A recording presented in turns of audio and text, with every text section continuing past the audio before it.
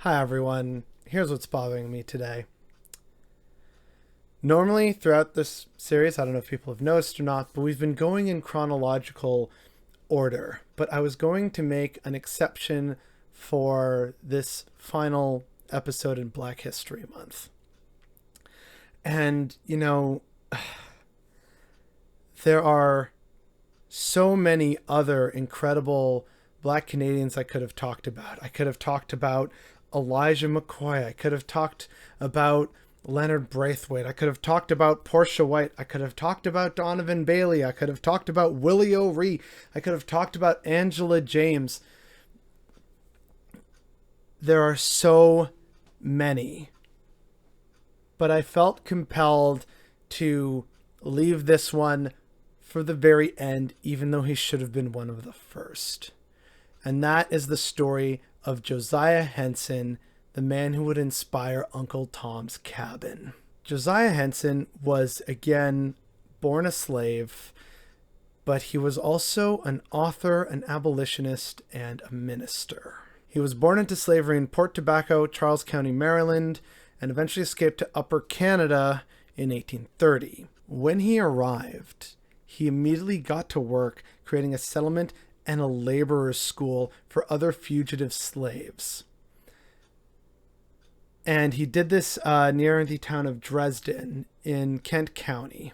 And he would lead a decent life, but then near the end of his life, he would write his own autobiography, which was titled The Life of Josiah Henson, formerly a slave, now an inhabitant of Canada, as narrated by himself. And it's widely believed to have inspired the title character of Harriet Beecher Stowe's Uncle Tom's Cabin. Now here's where it gets weird. So following the release of Uncle Tom's Cabin, Henson issues an expanded version of his memoir in 1858 titled Truth Stranger Than Fiction, Father Henson's Story of His Own Life. And yeah, this is why we should probably talk a bit more about Uncle Tom's Cabin and racism and discrimination faced by Black people at this point in time. So, like I said, he was born into slavery on a plantation, a tobacco plantation in Maryland. And it is here that he was first-hand witness to many slave atrocities. According to Josiah, his father was enslaved by Francis Newman, and Josiah Henson claims that his mother and his siblings were enslaved by Dr. Josiah McPherson. When he was a boy, Josiah recounted that as punishment for allegedly standing up against a slave overseer, he received 100 lashes. And to make matters worse, his right ear was nailed to a whipping post and cut off. After that, his father was sold away into slavery in Alabama. Jones and his family never saw him again. After that, Josiah himself says that he experienced many hardships and suffering at the hands of his masters. He reports having his arms broken and injury to his back, yet was still required to pick and dry tobacco for harvest. And then when his master died, his family was, of course, split up and scattered to the winds. At the slave auction, when his mother was purchased, she pleaded to her new owner to also purchase Josiah. In return, he hit her and kicked her. Now, later, after some trade deals going back and forth in negotiations, Josiah is reunited with his mother. I don't know about the rest of his siblings, though. There's plenty more terrifying stories which you can read about in his autobiography. But let's talk about what leads to him getting his freedom in Canada, shall we?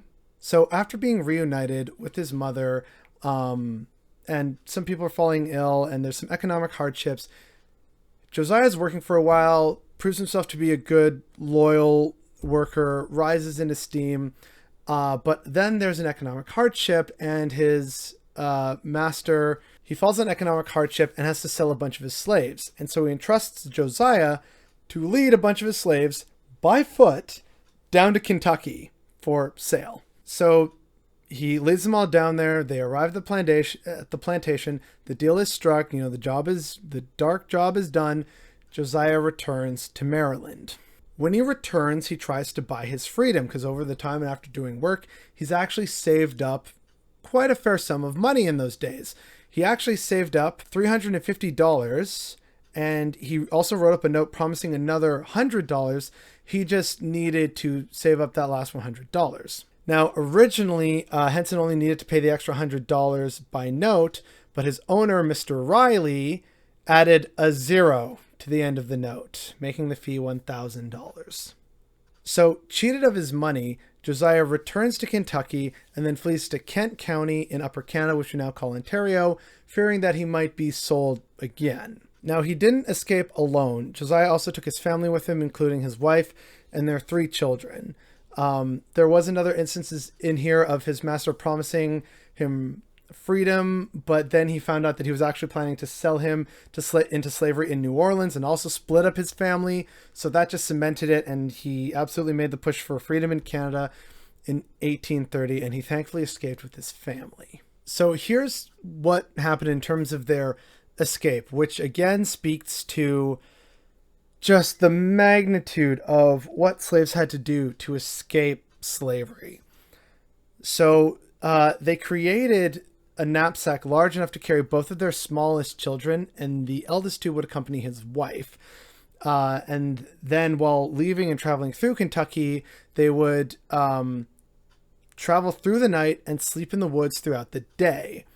Then they crossed into Indiana for a bit, and then into Ohio, where in Cincinnati they found like a safe house, if you will.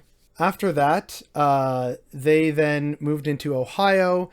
They eventually come to encounter Captain Burnham, who was a ship's captain who agreed to transport them to Buffalo, New York. And then from Buffalo, they crossed the river into Canada, finally achieving freedom and safety. Now, as we've talked about already in the Thornton Blackburn episode, by this point, Canada had been absolutely cemented. Well, Upper Canada, at least, had been cemented as a safe terminus for the Underground Railroad. This meant that Josiah was absolutely a free man. He didn't have to worry about being taken back into chains and sold into slavery in God knows what part of the South. Apparently, upon stepping foot into Canada, Josiah Henson described the ecstatic feelings of liberation and allegedly threw himself on the ground and rejoiced with his family. All that's missing from that is leaning down and kissing the sweet dirt of freedom, but who knows if that happened or not. It was also very fortuitous for Josiah because just 3 years after his arrival in 1833, slavery would be abolished in the British Empire, all but guaranteeing his freedom. So later in life, Josiah Henson, with safety and being a good worker, he works on a farm in Fort Erie, Ontario. And then he eventually moves to Waterloo and then moves with friends to Colchester in 1834, and they set up a black settlement on rented land. And after working on this land and saving up enough money, Josiah is able to send his oldest son to school. As thanks for this, his son, whose name was Tom, teaches his father Josiah how to read. After becoming literate, Josiah Henson begins to become a venerable leader for the growing community of fugitive slaves in Canada, especially in this area because it was the most common point of crossing for slaves seeking freedom from the South. And through his contacts and getting financial assistance, Josiah Henson was able to acquire 200 acres in Dawn Township to finally begin realizing his dream of a self-sufficient community. And if you're thinking this is where his story ends, you'd be mistaken. He comes to lead the community. The community begins to be very successful in selling black walnut lumber to Canadian, British, and American markets. And he also ended up purchasing an additional 200 acres where his family lived. And he's also becoming a more activist Methodist preacher, and he's going on these sort of speaking routes between Tennessee and Ontario, And on top of that, he ends up joining the Canadian Army, or the Canadian militia, rather, as a military officer. And he leads a black militia unit during the rebellions of 1837. And it's during these rebellions in 1838 that they capture a rebel ship named Anne.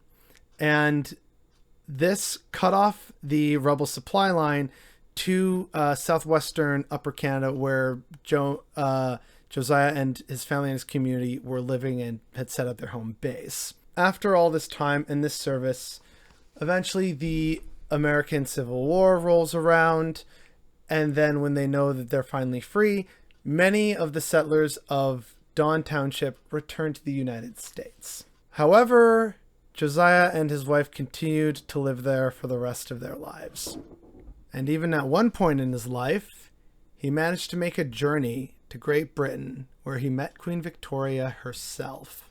This man led such an incredible, amazing life, fraught with the difficulty and the horrors of slavery from an early age, being separated from family and having to flee to freedom to Canada, and to still find reason to push forward and help people and preach about abolition and fairness and equality, serving with the Canadian militia, making a new home in a new land, meeting the Queen, serving in the military. This man is ticking off all the boxes of what we like to think of as the ideal Canadian, or the ideal mythologized version of a Canadian. He's a part of our history and inspired the very controversial book Uncle Tom's Cabin. The man just is a testament to how integrated and tied together the history and the fate of Black people are, not just in the United States, but here in Canada. The history and the legacy of Black people on this continent transcends our borders. Black people in Canada, whether they have escaped from slavery in the States or they came here as immigrants from the Caribbean, they have left such a long and impressive legacy on this country. From the sports of boxing and hockey, to serving with distinction in the military, to producing incredibly talented musicians and politicians and civil rights activists, and campaigning for the rights and the dignity of all men and women. This is a legacy that should absolutely be celebrated. And sure, there's instances, we see online, these stories that come out, the occasional story for Black History Month, or here's what people are doing now. And it's nice, but it also tends to focus only on the good parts of it. Part of why I wanted to make this series was to show how similar Canada is in terms of being compared to the United States and our treatment of Black people.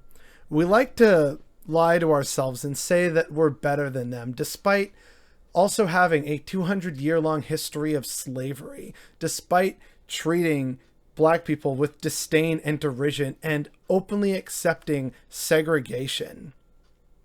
Only making strides conveniently during the civil rights movement in the 60s and the 70s. And yet, centuries prior to that, Black Canadians have left an indelible mark on Canada. They are a part of our heritage, but unfortunately that heritage does not get talked about because in many ways it is very uncomfortable and difficult to confront. It is not for us to lie about the complexity of this history, which I find we often do. In doing this series, I hope that all of you learned some new things. I know I did. I was fascinated, and I'm just filled with renewed appreciation, but also anger. I'm filled with this anger at not knowing about many of these people and these stories in the first place. What does that say about the state of our education and who's making these decisions and who's deciding what is or isn't popular to talk about? The numbers on these videos speak for themselves compared to my usual numbers. There is still a problem that we need to face in Canada and the United States and just the West in general. But I hope that people learned something and came to appreciate more of the legacy and impact that Black people from Nova Scotia to British Columbia have left on this country of Canada and led to its furthering improvement and prosperity. The struggle continues, but I hope that people got something out of this.